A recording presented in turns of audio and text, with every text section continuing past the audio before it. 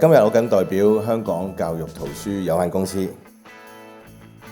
首辦我們的家，我們的生活故事編演比賽2025。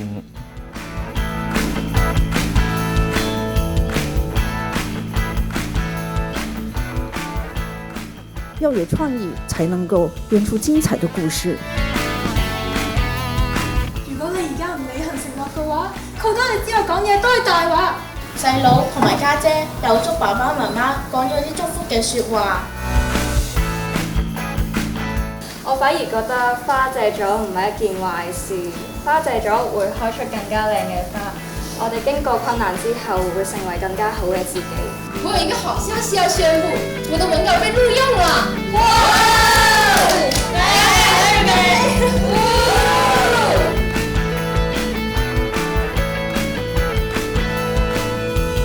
咁所以咧講嚟，哇！大共又照顧咁多喎，我點入手啊？咁樣得10分鐘有5分鐘，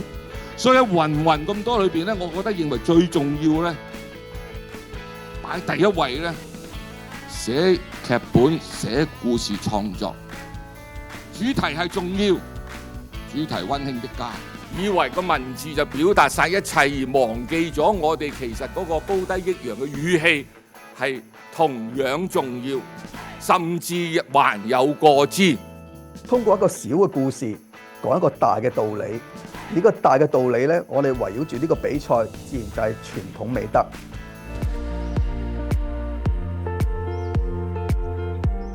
可以令我增加同父母有更多嘅相處，講嘢大聲咗咯。作文入邊有進步，可以有更多嘅詞語加入去。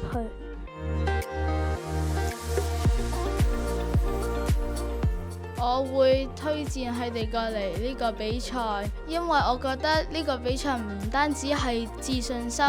都可以學到一啲或者嘗試到一啲新嘅嘢。練習緊排戲嘅時候，大家都會有多啲嘅溝通嘅時間，咁咪相對嚟講，對於語文嘅運用空間亦都會大咗好多咯。